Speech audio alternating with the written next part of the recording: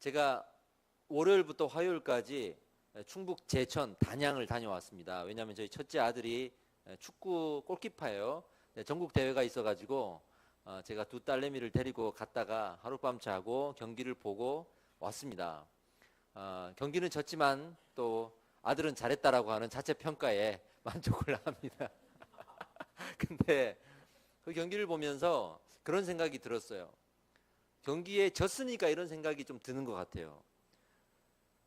축구 국가대표가 되는 것이 이 친구들의 꿈이거든요. 맨체스터 유나이티드, 레알 마드리드, 바르셀로나 같은 팀에서 뛰는 건 더 큰 꿈이겠죠. 그런데 그 꿈을 이뤘다고 생각해 봅시다. 국가대표가 됐어요.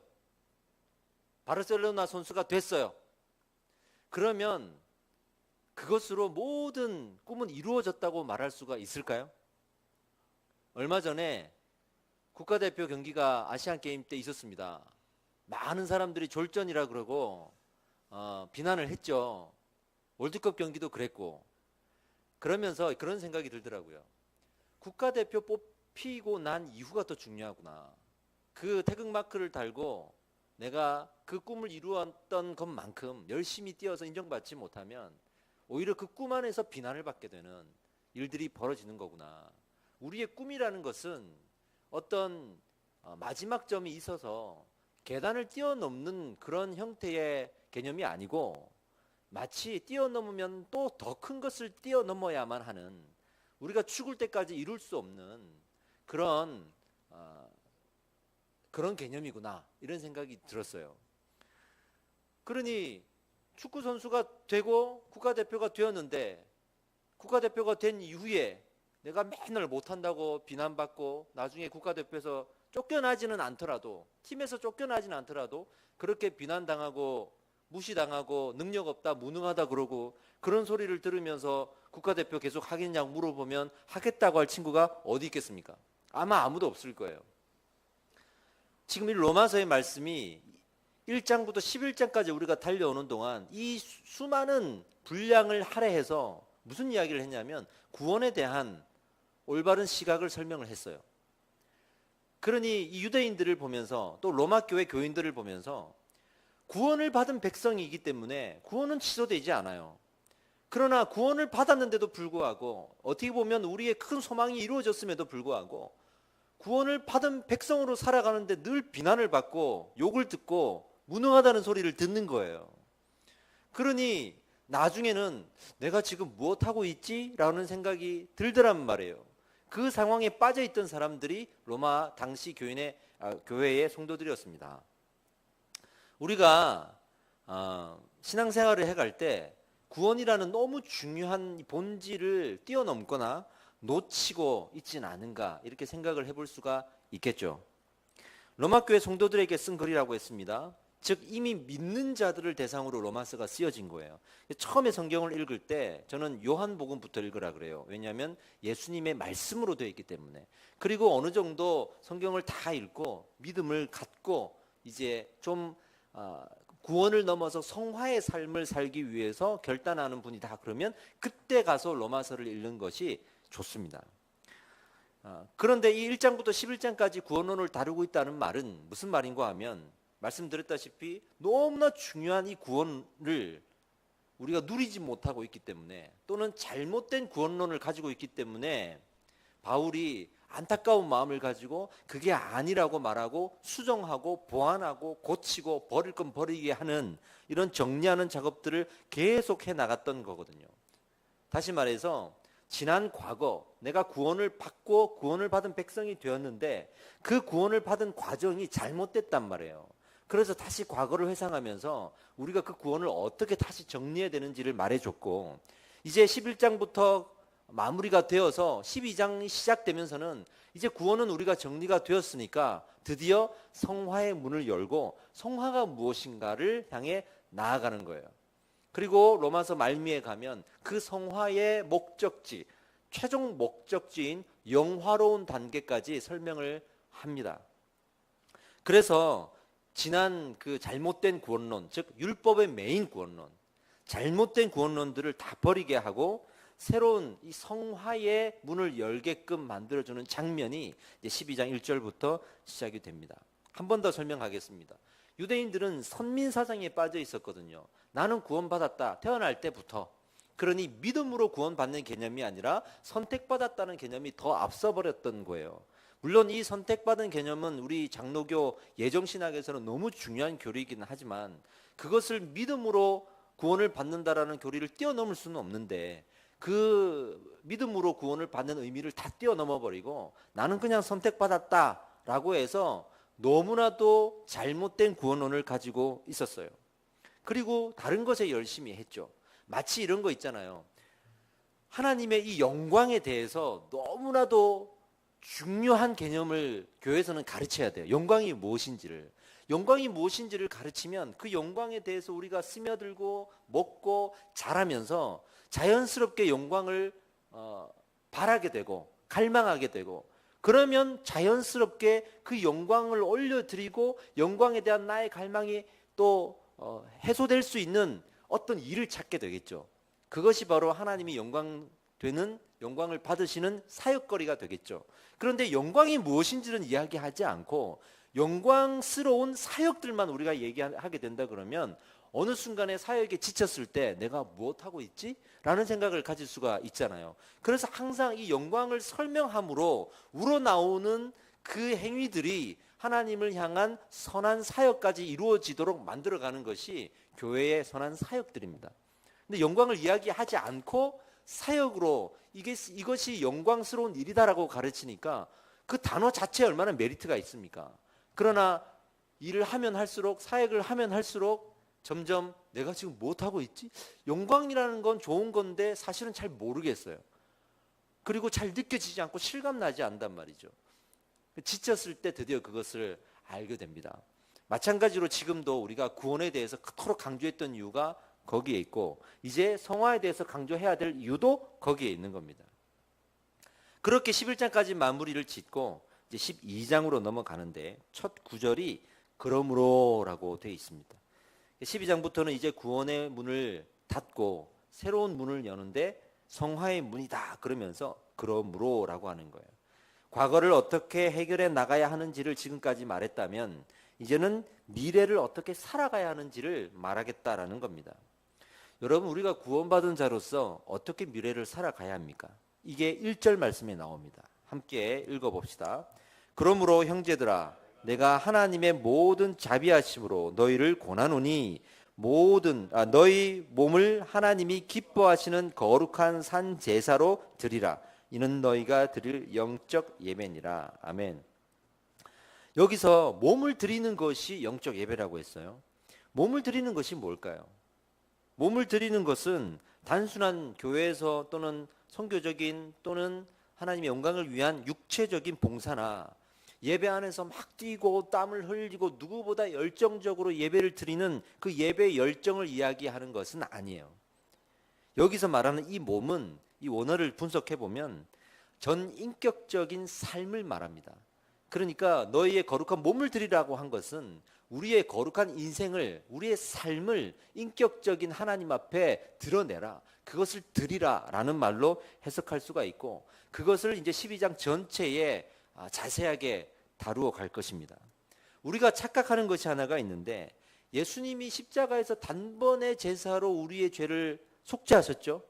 그러니까 우리도 어떤 특별한 단번의 제사, 특별한 예배, 특별한 기도, 특별한 헌신으로 우리의 그 전인격적인 삶을 대신하여서 드릴 수 있다라고 생각하는 거예요. 즉 구약의 제사론에 빠져 있는 거예요. 유대인처럼. 구약의 제사는 그 한 번의 제사에 아주 중요한 개념들을 다 담아서 올려드렸잖아요. 구약이니까 예수님이 오시기 전이니까. 그런데 예수님이 오시고 난 이후에는 그 제사가 결국 의미하는 것이 무엇인지가 드러나고 밝혀졌는데 전인격적인 우리의 삶을 드리는 것으로 예수님을 말씀하셨잖아요. 그래서 구약의 제사에 매여 있는 유대인들에게 막 상을 엎어버리시고 매매하는 자들 야단치시고 그리고 화 있을진저 그렇게 욕을 하시면서까지 그 인격적으로 삶을 다 드러내지 않는 것에 대해서 우리 예수님이 교훈하셨던 거예요.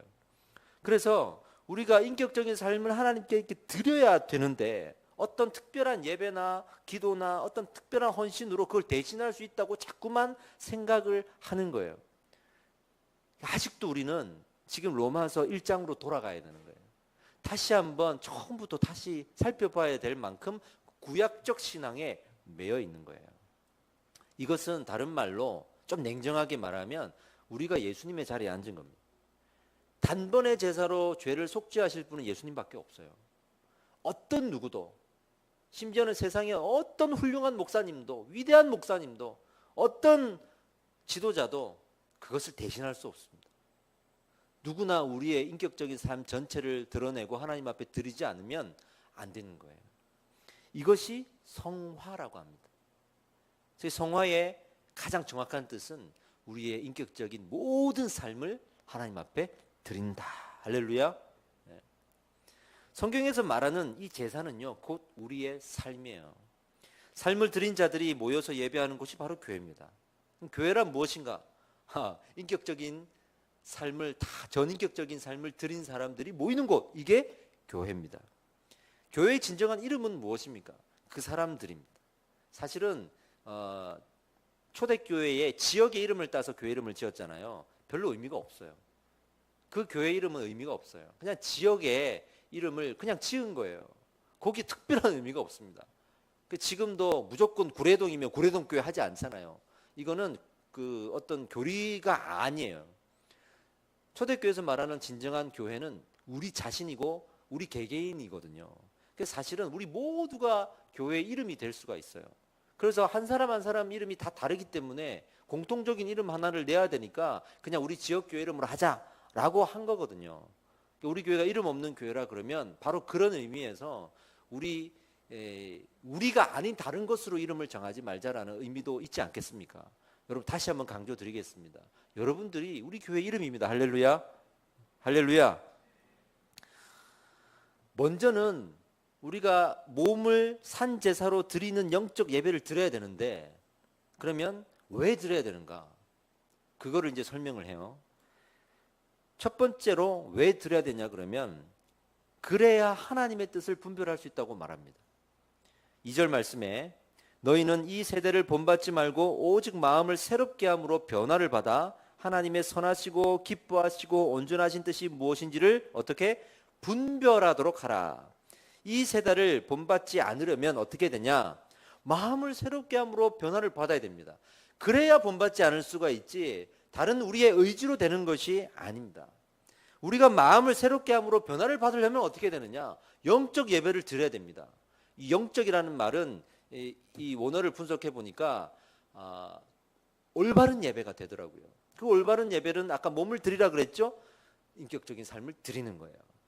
그것이 안 되면 영적 예배를 드릴 수가 없고 영적 예배를 드릴 수가 없으면 마음을 새롭게 함으로 변화를 받을 수가 없고 그게 안 되면 이 세대를 본받을 수밖에 없는 거예요.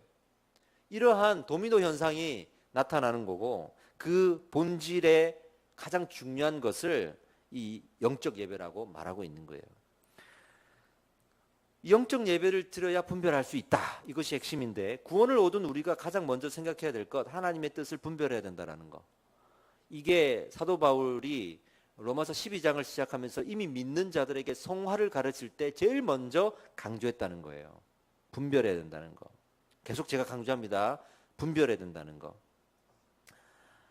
하나님의 뜻을 분별하지 못하면 어떻게 되나?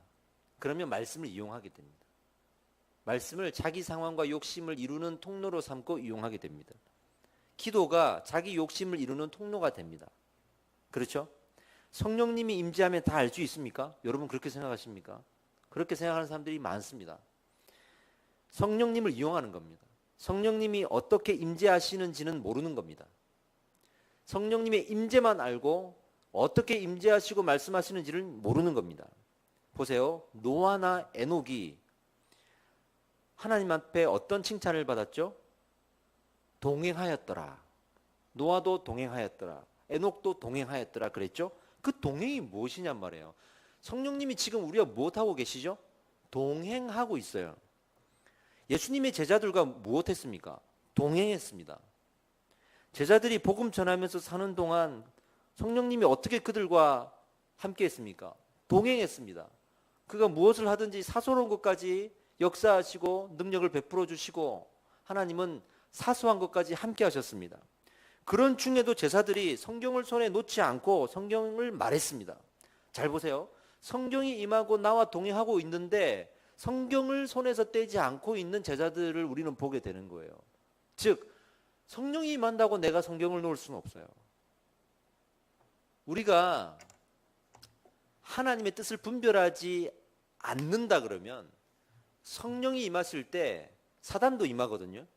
그래서 광명한 천사의 옷을 입고 우리에게 다가온다 그러잖아요. 그럼 우리는 분별력이 없어지는 거예요. 근데 우리는 끝까지 무엇을 붙잡냐면 성령이 임하시면 되는 거 아니냐라는 것을 붙잡는 거예요. 그러면 자연스럽게 우리는 이 말씀에 대한 값어치가 떨어지는 거예요. 가치가 떨어지죠. 근데 여전히 우리는 성령을 강조하고 있거든요. 제가 지금 무슨 말을 하는지 아시겠죠? 성령을 강조하고 있다고. 근데 사람들은 여기에 속고 스스로도 이게 편한 거예요. 이게 편한 거예요. 그래서 이런 거 있죠. 아, 이게 잘못된 건 내가 아는데 이걸 좀 내가 멀리 하는 게 내가 건강하지 않다는 건 아는데 왜냐? 사단도 역사하니까 내가 위험하다는 건 아는데 근데 사단 말고 성령을 만나면 되는 거 아니야? 이렇게 말해버리면 이 무슨 경우가 되냐면 뽑기가 되는 거예요. 도박이 되는 거예요. 내가 이 빠진코를 돌려서 돈을 잃는다는 것도 내가 가능성이 있음을 아는데 777 나오면 될 거 아니야 라고 생각하고 돌리는 거예요. 이것이 로마에서 말하는 아주 경계해야 될 우리의 신앙이라고 말하는 겁니다. 영적 예배를 드려야 분별할 수 있는 거예요. 할렐루야. 이 예배를 드리지 못하면 분별할 수 없어요. 자기 인생을 자기의 삶 전체에 하나님이 동행하시고 말씀을 손에서 놓지 않는 이 모든 일들이 하나님 앞에 인격적으로 전인격적인 삶으로 들어지지 않으면 분별할 수 없는 거예요. 그러면 다시 돌아갑시다. 우리 보통 하나님 분별할 때 어떻게 합니까? 우리는 그냥 기도하면 된다고 생각하잖아요. 누구 찾아가서 상담해보면 된다고 생각하잖아요. 말씀 좀 묵상해보면 된다고 생각하잖아요. 어떤 분은 성경에 보면 주제별로 말씀이 나와 있거든요. 지칠 때 무슨 말씀 그런 거 보면서 우리가 하나님의 뜻을 분별할 수 있다고 생각하잖아요. 예전에는 이런 것도 유행했습니다. 그 도스토옙스키가 유행시켰던 거 성경점이라고 있어요. 그래서 그냥 일방적으로 탁 펴. 그러면 몇 날 며칠에 따라서 몇째 줄에 있는 몇 번째 단어가 그날의 단어인 거예요. 그 날마다 달라지겠죠. 그 단어가 내게 주는 하나님의 뜻인 거예요. 얼마나 편합니까? 그걸 보고 어떤 점쟁이가 그랬다 그러잖아요. 우리보다 더 큰 점쟁이네. 무당 같은 무당이네 그랬다 그러잖아요. 그렇게 하나님의 뜻을 분별할 수 있는 게 아니라는 게 너무나도 명확하게 지금 증명되고 있는 거예요. 하나님의 뜻은 그렇게 분별될 수 있는 가벼운 것이 아니에요. 쉬운 것도 아니에요. 부단한 성령님과의 동행과 말씀을 놓지 않는 우리의 성실함과 내 인격적인 삶을 모든 것을 드리려고 하는 나의 신앙이 뒷받침되어야만 그 하나님을 올바르게 분별할 수가 있는 거예요. 또 우리의 존재 자체가 분별되지 않습니다. 내가 목사라고 해서 무조건 하나님의 뜻을 분별하겠습니까? 여러분들이 헌신되고 사역을 하고 있는 사람이라고 하나님의 뜻을 그 존재성 자체가 분별의 어떤 근거가 됩니까? 절대 그렇지 않습니다. 저도 말씀을 보지 않고 기도하지 않고 제가 인격적인 삶을 드리지 않으면 저도 분별력을 잃는 거예요. 엘리 제사장을 보십시오. 그 젊은 시절에 하나님을 분별했던 사람이 나이 들어서 말씀을 놓고 하나님을 떠나니까 분별하지 못하잖아요. 누구라도 그렇게 될 수 있는 거예요. 그래서 이거는 어떤 직분에 따라서가 아니라 늘 평생을 우리가 신앙생활하면서 싸워야 되는, 분별해내야 되는 일인 것입니다. 이 영적인 예배를 우리가 드릴 때 왜 삶이 중요하냐 그러면 어느 선교사님의 이야기가 제가 기억이 나요. 한 20년 동안 원주민 마을에서 살다 보니까 이제 알겠더라 하신 분이 있습니다. 그 원주민 마을에 갔더니 복음을 반대하는 다른 원주민이 있죠. 그 원주민이 막 공격을 한다고요. 선교사님들이 죽고 막 했단 말이죠. 그 얘기를 듣고 갔으니 얼마나 경계를 했겠습니까? 그런데 자기를 공격하지 않더라는 거예요. 그리고 날마다 그들을 경계하고, 지금은 공격하지 않지만 언젠가는 하겠지, 그러는 경계심을 가지고 그들을 적대시하고 미워하고 여기 복음을 받아들인 원주민들을 위해서 살았다는 거예요.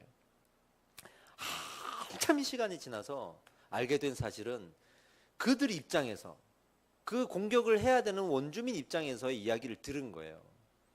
그들이 뭐라 그러냐면, 우리가 가진 어떤 우상의 신앙이 있을 거 아닙니까? 우리가 원수를 사랑하자. 우리가 저 원수들을 사랑하자. 그러면서 공격을 하지 않았다는 거예요. 날마다 공격하고 싶은 마음에 창을 들지만 결국에는 아니야, 원수를 사랑해야지, 그러면서 창을 다시 내려놨다는 거예요. 그러면서 깨달은 건, 내가 저들의 원수였구나. 내가 감히 원수를 사랑한다고 그렇게 말하고 다녔지만 저들에게는 내가 원수였구나. 근데 저들은 나를 품고 있었는데 나는 저들을 품지 못했구나. 성경에서 말하는 원수를 사랑하라는 의미가 이런 게 될 수가 있구나. 삶에서만 느낄 수 있는 거잖아요. 우리는 원수를 사랑하라 그럴 때 늘 자기의 원수만 생각하는데, 누군가가 나를 원수로 삼았는데 품고 있는 걸 그런 상황이 벌어질 수도 있는 거거든요. 이 말씀은 정말 우리가 살아보아야, 인격적으로 모든 삶을 들여보아야만 드러나는 것들이 참 많고 깨닫게 되는 것도 참 많습니다. 이렇게 분별해야 된다라고 말한 다음에, 그 다음에는 이제 상상하는 것들에 대해서 이야기합니다. 하나님의 뜻을 분별해 나갈 때 분별이 안 될 때가 있잖아요. 그리고 어려울 때가 있죠. 그럴 때 우리의 마음에 치고 들어오는 악한 생각들이 있는데, 그 생각들이 우리를 실족하게 만들고 의심하게 만들고 하나님을 원망하게 만든다는 거예요. 3절 말씀 한번 읽어봅시다. 시작. 내게 주신 은혜로 말미암아 각 사람에게 말하노니 마땅히 생각할 그 이상의 생각을 품지 말고 오직 하나님께서 각 사람에게 나누어 주신 믿음의 분량대로 지혜롭게 생각하라. 본문 말씀이죠. 그러니까 하나님의 뜻은 이해가 안 될 때가 있다 그랬어요. 그만큼 하나님의 뜻은 크고 광대합니다. 그러나 다 알려고 할 필요는 없어요. 하나님의 뜻은 우리가 다 알 수도 없어요. 제가 늘 고백하는 것이, 내 이성으로 다 알 수 있는 하나님은 하나님이 아니다. 그렇게 작은 하나님이라면 나는 안 믿는다 이거예요. 그래서 내 인생에 어떤 이해하지 못하는 일이 벌어졌을 때, 그렇기 때문에 더 하나님의 크심과 위대하심을 찬양한다. 이것이 우리 신앙이어야 한다라는 것이 이제 고백이에요. 9.11 테러 사건 때 어느 미국의 목사님이 이렇게 기도했다 그럽니다. 처음에는 왜 이런 일이 벌어졌습니까? 하나님, 왜 이런 일이 벌어졌습니까? 라고 기도하다가 지금 10년 이상이 지난 세월에 어떻게 기도하기로 했냐면, 하나님의 뜻은 도무지 알 수가 없습니다 라고 그 뜻을 묻는 기도로 바뀌었다 그래요. 불평하는 기도가 아니라 그 뜻을 묻는 기도로 바뀐 거예요. 이게 성경에서 말하는 우리 기도입니다. 하나님의 생각을 다 알 수 없을 때 알 수 없음을 찬양하라. 이것이 성경의 말씀입니다. 엊그제 제가 한 13년 전에 사역했던, 3년 동안 사역했던 교회가 있었는데, 하여튼 그 교회는 제 인생에 너무 기억에 많이 남고 고마운 교회예요. 3년 사역하면서 너무 많은 사랑을 받았고, 또 제가 사역했던 교회 중에 가장 많은 부흥을 경험하기도 했고, 그러면서 아직도 13년, 14년이 지났는데도 제게도 연락을 계속 해주세요, 집사님이. 그리고 담임 목사님도 계속 연락해 주시고, 개척할 때도 만나서 조언해 주셨고, 거기 있는 권사님, 집사님 아직도 저를 기억해 주시고, 너무 정이 많은 교회라 제가 너무 고마운 교회거든요. 거기에서 제가 초등학생으로 봤던 한 학생이 있는데, 이제 25살 정도가 됐을 거예요. 근데 이 친구가 정말 잘생겼거든요. 연예인을 해야겠구나라고 생각이 들 정도로 남자아이가 잘생겼는데, 오토바이를 타고 가다가 사고가 나가지고 엊그제 먼저 부르심을 좀 받았습니다. 근데 그 어머니 여집사님이 생각이 나서, 제가 아직 숨이 끊어지기 전에 뭐 뇌사가 되니 안 되니 하는 그런 상황에 제가 병원으로 데려갔을 때, 말씀은 괜찮다, 이제 내 마음은 평안해졌다라고 하는데 제 손을 놓지를 않더라고요. 마음이 그게 온전하겠습니까? 근데 이분이 계속 고백하는 그 고백이 뭐냐면, 하나님의 뜻은 알 수가 없다고. 나에게 왜 이런 일을 주셨는지 알 수 없지만 저는 그냥 하나님 신뢰하려고요. 이 말을 계속, 마치 이 고백을 자기가 안 하면 쓰러질까 봐 자기를 붙들려고 하는 그 마음을 가지고 계속 고백을 하시더라고요. 제가 지방에 있는 동안 갑자기 또 상황이 달라져 가지고 이제 장례를 치렀는데 못 갔죠. 카톡을 했더니 똑같은 말이 와요. 하나님의 뜻은 알 수 없지만 그래도 하나님을 신뢰하겠습니다. 그런 믿음을 주신 하나님께 저는 감사한 거예요. 아, 이분은 정말 하나님의 크고 위대하심을 믿고 계시는구나. 믿고 계시는구나. 이런 생각이 들어요. 우리가 이해하지 못하는 생각들이 들어올 때 하나님을 원망하게 될 수 있어요. 그럴 때 마땅히 생각할 그 이상의 생각을 품어버리면 이제는 하나님을 원망하게 되는 것인데, 그 이상의 생각을 품지 않고 그 이해되지 않음을 가지고 하나님을 찬양하면 그것이 하나님의 영광이 되는 거예요. 이것이 우리 믿는 자들이 살아가는 신앙이어야 한다라고 말하고 있는 겁니다. 그렇게 우리에게 하나님의 뜻을 알 수 없을 때 일어나는 상상들을 이겨내 가야 된다. 이게 오늘 본문의 말씀이었어요. 보세요. 믿음의 분량대로 지혜롭게 하라 이렇게 얘기했잖아요. 믿음의 분량대로는 믿음이 크고 작고 뭐 이런 식으로 우리가 생각할 수 있는데, 그게 아니라 그때그때의 하나님의 뜻을 분별할 수 없을 때, 그때는 분별할 수 없다라는 것을 인정하고 내가 그 안에서 생각하고, 분별할 수 있다면 분별할 수 있다는 것을 믿고 하나님의 뜻을 생각해라. 그건 그때그때 다르잖아요. 그러니까 이 믿음의 분량은 한 사람 한 사람의 믿음의 분량을 다 재고 뭐 경쟁하고 비교하고 이게 아니라, 한 개인이 믿음이 있을 때도 있고 없을 때도 있고, 뜻을 분별할 때도 있고 분별 못할 때도 있고, 분별시키지 않으실 때도 있고, 뭐 여러 경우가 있지 않겠습니까? 그럴 때가 각각 다를지라도 우리가 하나님이 주신 것 안에서 늘 하나님의 영광과 찬양의 결론을 내려줄 수 있는 생각으로 마무리를 해라 라는 거예요. 그러면 이제 알 수 없는 뜻에 대해서는 알 수 없음을 찬양하는 거죠. 할렐루야죠.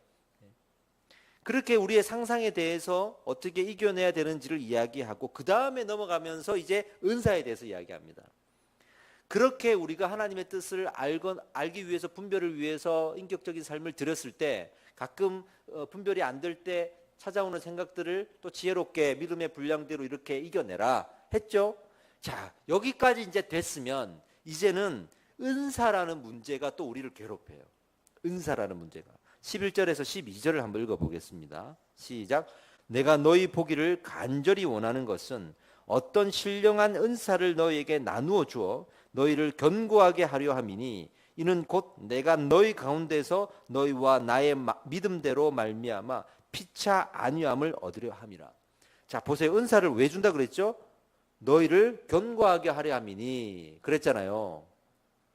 여러분, 은사를 좀 강하게 받으신 분 만나보셨어요?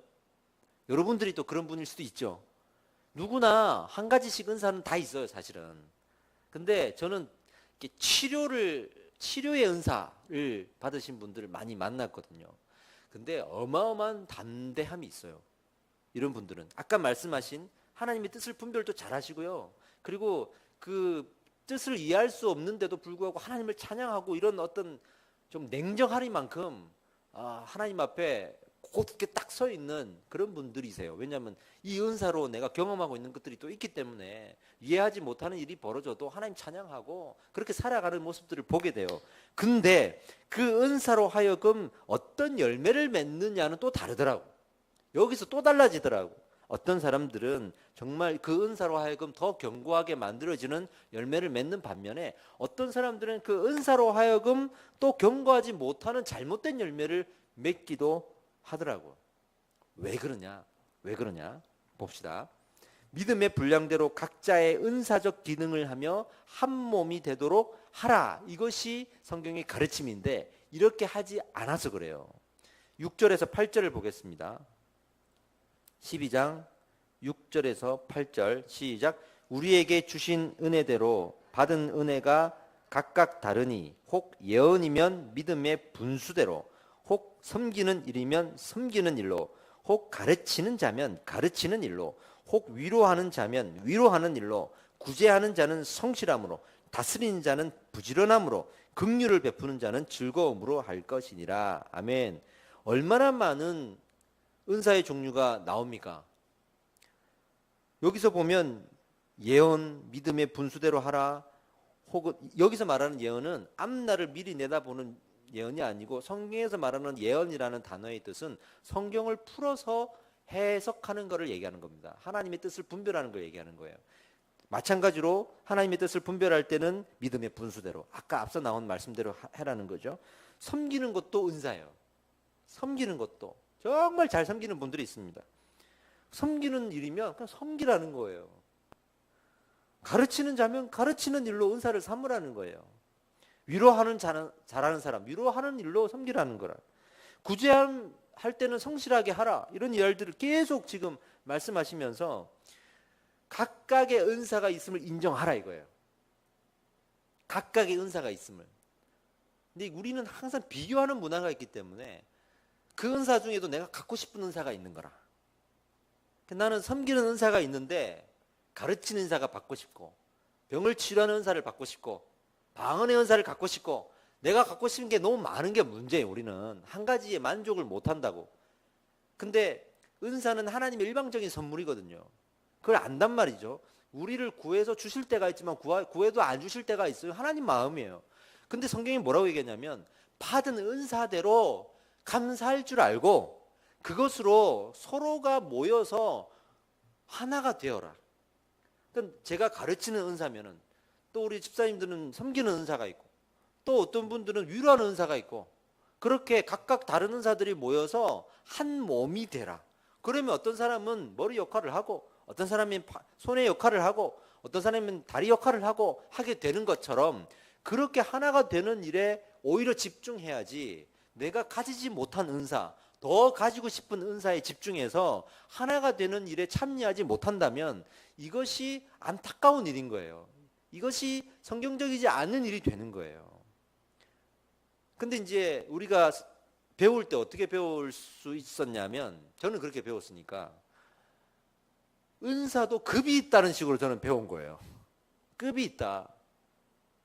방언의 은사, 한 가지의 은사가 너무 강조되는 거예요. 제가 주일날 설교 때도 말씀드렸지만, 어떤 교산에서는 방언이 구원의 증거입니까? 라고 물었을 때 아멘 해야 된다 그랬잖아요. 안수 받을 때. 그만큼 어떤 특별한 은사를 너무 강조하니까 거기 교회 가면 이 은사가 없으면 안 되는 거예요. 저도 그런 교회 사역을 해봤어요. 저는 은사를 구하지 않았어요. 특히 이제 방언의 은사는 제가 별로 유용하다고 생각하지도 않았던 사람, 정말 골수 보수주의 장로교에서 컸기 때문에 별로 이렇게 사모하지 않았어요.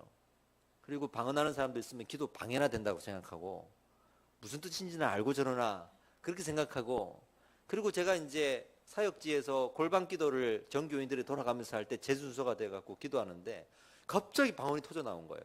저는 제가 원치 않은데 터져 나온 거예요. 하나님께 물었습니다. 나 이거 안 구했는데 왜 내 혀가 이렇게 지금 무슨 말을 하는지도 모르게 이렇게 기도가 나옵니까? 그랬더니 사역지에서 사역을 그만두고 그 다음 사역지로 옮겼는데, 거기는 방언을 안 하면 안 되는 교회인 거예요. 아, 하나님 여기 보내시려고 그랬나 보다 그랬는데, 거기 가서 방언을 열심히 했다. 거기는 방언으로만 기도해요.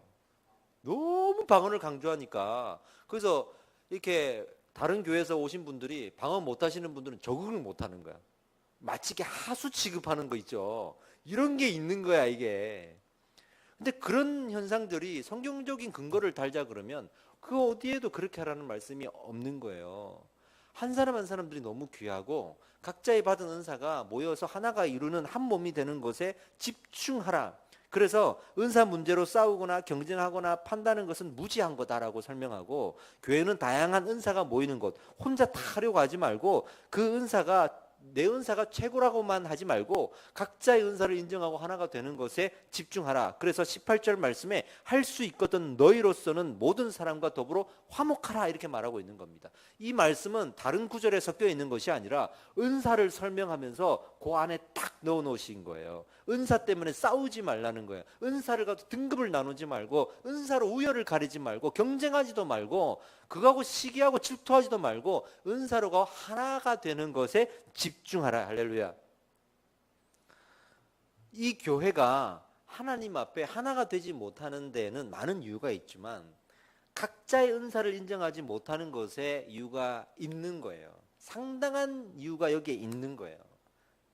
제가 여러분들한테 가지고 있는 은사를 몇 가지가 되겠냐라고 물어보면 여러분들 몇 가지가 된다고 생각하십니까? 저도 잘 몰라요. 근데 대략 저는 방언의 은사, 가르치는 은사 요 두 가지는 있는 것 같아요. 섬김의 은사는 없는 것 같아요. 전 잘 못 섬기는 것 같아요.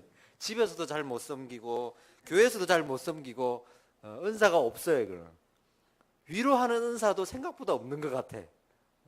내가 그냥 가르치는 거하고 방언하는 거하고 외에는 딱히 별로 없는 것 같아요. 근데 여러분들도 어떤 은사가 있을 거 아니에요. 근데 제가 만약에 여러분 방언 은사 없으면 되겠습니까? 가르치는 은사 없으면 되겠습니까? 이렇게 얘기한다 보세요. 그러면 여기에 가르치는 은사와 방언의 은사가 있다 그러면 좋아하겠죠. 나는 있는데 근데 없는 사람은 어떻게 될까? 그러면 나는 어떡하지? 그러면 이제 방언 집회하고 가르치는 은사를 달라고 집회를 하고 특별히 기도를 하라 그러고 그것 때문에 또 뭐 헌금도 하라 그러고 막 그럴 수 있겠죠. 근데 그래서 받으면 되는데 또 안 받으면 어떻게 되는 거예요? 그 사람은 안 받는데 그러면 이걸 어떻게 신앙적으로 권면할 수 있겠어요? 이미 처음부터 잘못된 거예요. 처음부터 이 은사를 못 받은 건 당신 잘못이다라고 말한 거예요 이미. 근데 은사는 우리 탓이 아니에요. 하나님의 일방적인 선물이에요. 할렐루야. 그래서 이렇게 가르치는 것이 얼마나 잘못된 일인지 로마 교회 안에 이것이 지금 있었다는 말이에요. 기존의 로마 교회 안에 있던 그 로마인 신자들과 나갔다가 다시 들어온 유대인 신자들 사이에 각자의 은사가 다르겠죠. 그러니 내 은사가 옳다, 네 은사가 잘못됐다 이런 것부터 시작해서 이게 더 귀하다, 저게 더 귀하다 그러면서 이 두 사이에 하나가 안 되는 거예요. 그래서 저는 말씀을 아주 강조하는 교회도 있어봤고 찬양이나 성령의 임재를 강조하는 교회도 있어봤고 그러니까 너무 좋아요. 말씀을 강조하는 교회를 가니까 그 말씀만으로도 너무 풍성한 은혜가 있더라고. 또 찬양이나 성령의 임재를 강조하는 교회를 가보니까 또 그 찬양이나 성령의 임재 안에서 너무 또 풍성한 은혜가 있고 그래서 이것만으로도 족하네라는 생각이 드는 게 아니라 저 같은 경우에는 이 두 가지가 다 있는데 다 우리가 누리고 살아야지. 그리고 성경에 보니까 다 필요하다 그러지 한 가지 집중하라고 하지 않거든요. 그래서 이제 다 집중해야 된다고 저는 생각을 하는 거예요. 근데 말씀만 강조하다 보니까 그 말씀에 대해서 무지한 사람들이 있어요. 성경 공부를 해도 모르는 사람들이 있어요. 어제 성경 공부했는데 오늘 모르는 사람들이 있다니까. 그런 사람들은 어떡하냔 말이에요. 어떡하냔 말이에요. 제가 이렇게 장년부하고 같은 소그룹을 하고 있었는데 거기에 트럭 운전하시는 남자 집사님이 계셨어요. 말도 좀 험하고 좀 거칠고 공부하고는 좀 거리가 먼 분이에요. 근데 그 옆에 있는 분은 깔끔한 화이트 칼라이신 거죠. 똑똑하고 대기업에서 아주 일도 잘하시고 아주 책도 많이 읽으시고 그러니까 뭐 얘기를 나누다가 이분은 맨날 모른다 그러거든요. 오늘 주일날 목사님이 설교하신 내용인데도 모른다 그러거든요. 짜증이 나고 화가 나는 거예요. 그러니까 볼 때마다 툭툭 이렇게 비판하고 비난하고 정죄하는 말들이 튀어나오는 거예요. 이게 제가 참 보면서 이건 아닌데 이런 생각이 들지 않겠습니까? 찬양이나 성령의 임재를 또 강조하는 교회를 가보니까 또 찬양을 못하는 사람이 있잖아요. 저 같은 사람 찬양을 못하는 사람이 있잖아요. 이런 사람들은 또 은근히 소외된다 또. 그리고 자기들이 기타를 치고 노래 부르고 있는데 우리는 못 끼는 거예요. 근데 은근히 그것도 그런 사람들만 모여 또. 나 같은 사람은 낄 데가 없어. 그 제가 나 같은 사람은 내가 거둬야겠다 생각이 들어가지고 음악 못하는 사람들은 다 나한테 모여라. 그래서 이렇게 모여 있으면 거기에 모이지 못하는 사람들이 있으면 데리고 떡볶이도 먹으러 가고 이제 했던 적이 있어요. 그러니까 교회 안에 많은 은사가 있는데 거기에 대해서 우리가 잘 가르쳐야 되고 자유할 수 있어야 되고 그것으로 하나가 될 수 있어야 되는 것이 교회의 아주 중요한 가르침이고 우리의 신앙이어야 되는 거예요. 우리 교회도 찬양을 잘하시는 분이 있고 말씀을 잘하시는 분이 있고 또 잘 섬기시는 분들이 있고 기계를 잘 다루시는 분이 있고 또 이제 물질적으로 후원을 잘하시는 분이 있고 여러 가지 잘하시는 것들이 있잖아요. 그래서 제가 좀 의도적으로라도 하나하나 칭찬을 하려고 좀 노력을 많이 해요. 집사님 이걸 잘하시는구나. 집사님은 또 이걸 잘하시는구나.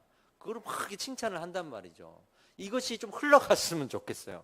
하나 잘하면 잘하는 거지 뭘 2개, 3개, 9개 다 잘하려 그럽니까? 하나 잘하면 잘하는 거예요. 그렇게 교회가 하나가 되어 가면 되는 겁니다. 당신이 못하면 내가 하면 되고 우리가 못하면 당신이 해주면 되고 그렇게 하나가 되어 가는 것, 이것이 교회라고 말하는 거예요. 그래 놓고 사도 바울이 이제 18절 이후부터 마지막까지 개인적인 입장에서 화목을 위해서 무엇을 해야 되는지, 공동체 입장에서 또 화목을 위해서 뭘 해야 되는지를 아주 구체적으로 나열해 가는 거예요. 이건 우리가 이제 다음 주에 배우도록 하겠습니다. 우리 건반 나와 주시고요. 마무리를 하겠습니다.